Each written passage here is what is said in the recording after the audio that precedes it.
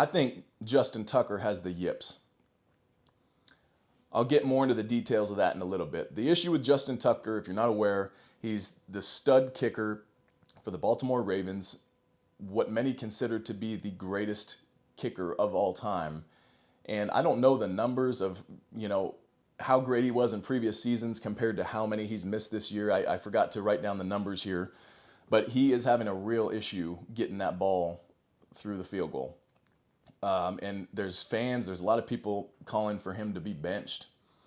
And in the press conference, Harbaugh had said, I'm not going to do that. I'm not going to bench Justin Tucker. And he knows he needs to make those, but I mean, you look at his past, he has that ability.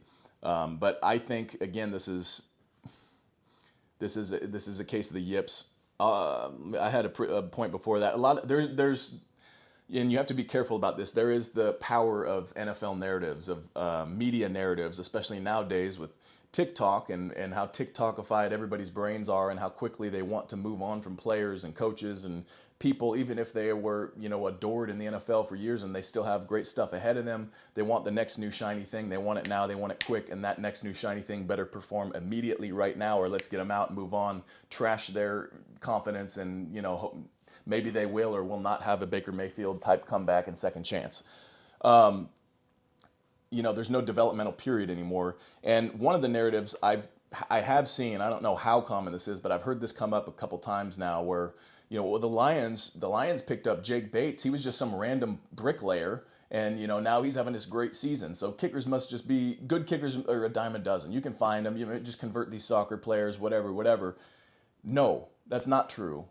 And it's crazy the power of NFL narratives and how you see it, whether the coaches or people in general, decision makers, would admit it. There is a real pressure from fans and how they make their decisions. Like, could you imagine, a world where the number one overall draft pick quarterback nowadays doesn't come in and start right away? How ballistic the fans would go, and the front office says we're doing it our way. No, they don't do that anymore. They throw them right in there. But it's crazy that even crazy storylines like this could make their way into the mainstream of the decision makers in the NFL. And I don't think that's true. And I don't think Justin Tucker has a talent issue anymore. I think it is a case of the yips. I will finally define that for you now. The yips is a temporary loss of motor functions with repetitive movements, kind of everyday movements, controllable things you've been doing a long time under high pressure circumstances. You kind of lose motor control and you screw it up. You see it a lot more often in golf and baseball. Baseball, there's been guys, shortstops and second basemen, they've been making that easy throw to first since they were in second grade. It's no problem. And then they get there in the game and it's, boom.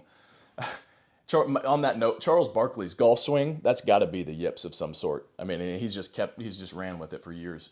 But it's kind of like that. You kind of like in a high pressure, yes, but it's in a situation, in a circumstance where you really shouldn't be struggling with that thing. You see it in golf as well. So really, it's a psychological thing. So you're putting so much pressure. What was the guy's name? I wrote it down here in baseball. I think it might have been Rick Ankiel. He was I think it was a pitcher. He said it just feels like this mental prison, and people didn't understand it, and nobody wants to be around you and catch the bad juju, and you try so hard, and you wake up with panic sweats at night, like you're dreaming about making a bad throw, or missing the kick, or whatever it is, and it's kind of one of those dynamics too, I would imagine, where, when somebody says, hey, don't think about a pink elephant, you're like, okay, but you can't not think about, you try not to think about something, you think about it that much more, and it perpetuates, and you can't get out of the cycle, and now you've like weaved that into your neural, brain wiring, and it's a hard thing to get out of. You even see it in football sometimes, and that's mostly with kickers. There was Mike Vanderjagt. He was one of the more accurate kickers for a long time in the NFL for the Indianapolis Colts. I think it was around maybe 05 or so that he had a bad run at the end of the season, and he was never the same after. You also see it in mostly with kickers. You see it with Joe Buck as well. Sometimes they'll be like, hey, welcome back. I'm Joe Buck, and that's Hall of Fame quarterback, Troy Aikman.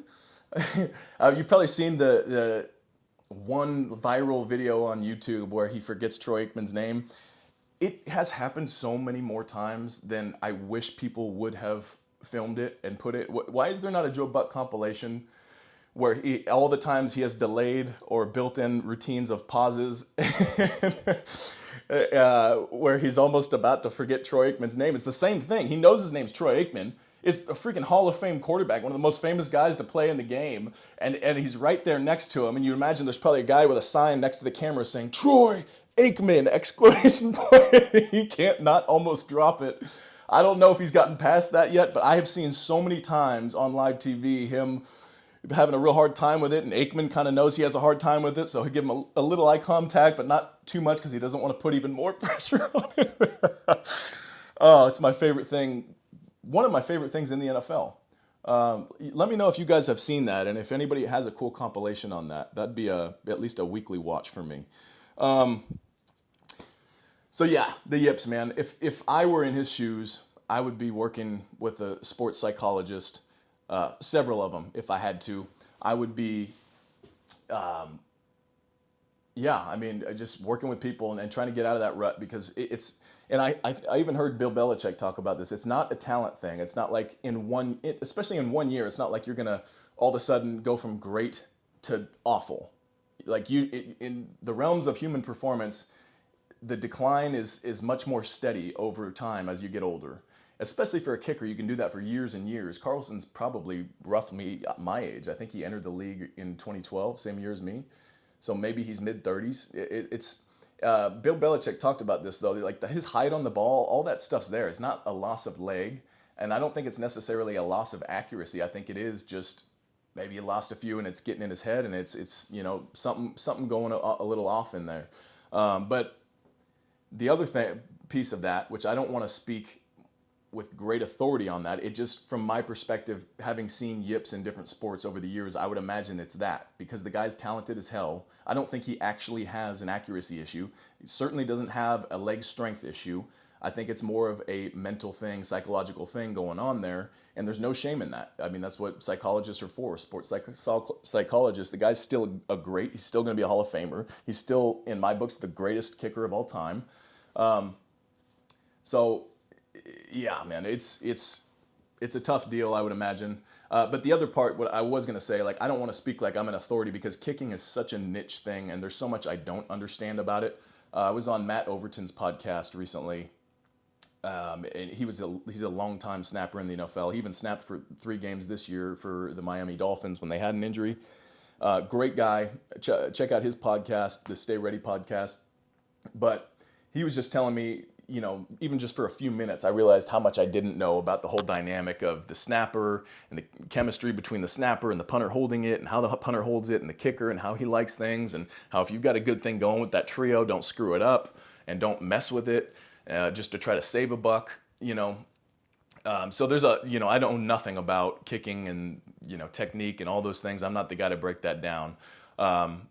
But yeah, I mean, that would be my plan of attack if I had the Yips, is to spend whatever I got to spend on the best sports psychologist in the world or a Tony Robbins of that field and get after it.